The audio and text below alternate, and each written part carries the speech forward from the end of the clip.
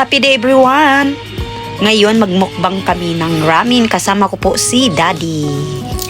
And ito nga ang kinakain ko ay Tantan Min Ramen. Maanghang po ito siya guys.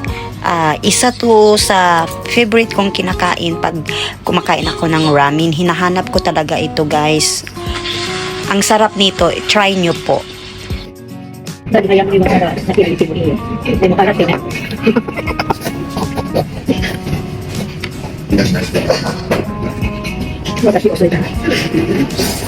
Ayan si Daddy kasi mabilis kumain at saka mauna siya.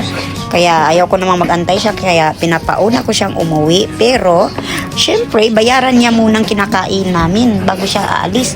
Alam niyo na, baka maghugas ako ng kinakainan namin kasi wala akong pera. Charot!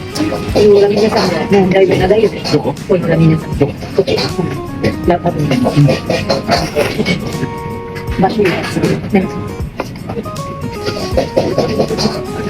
Ayun na nga, habang kumakain tayo, hindi mawawala ang maritis. Charot! Kaya ayan.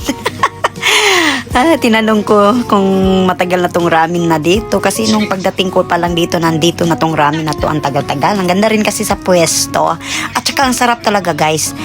Japanese talaga siya, Japanese talaga. May iba pa bang ramen na Japanese? Basta yun na yun. Kaya yan, ang sarap-sarap, may gyusa pa guys. Sarap. Wala mo ng diet, bukas ulit, lagi na lang bukas.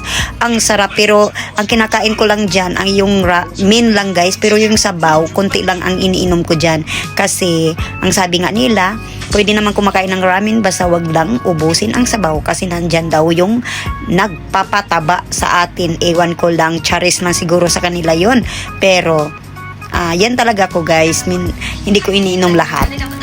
Ang sarap ng gyoza, oh my god, nabusog na ako. Kaya ayun na nga, Makati pa, saan pa, ayan, higop pa more, ayan na nga guys, ayan na, hinahanap ko na may laman pa ba o wala, ayun, sige, sigupin mo, mahal yan, nakipag maritisan na naman ako kay Daddy guys, ayan, maritis pa more, kaya ayan, kain, ayan, sige, subo ng subo, ayan, pak, sige, diba ang sarap niyan, Kaya ayan guys, thank you for watching!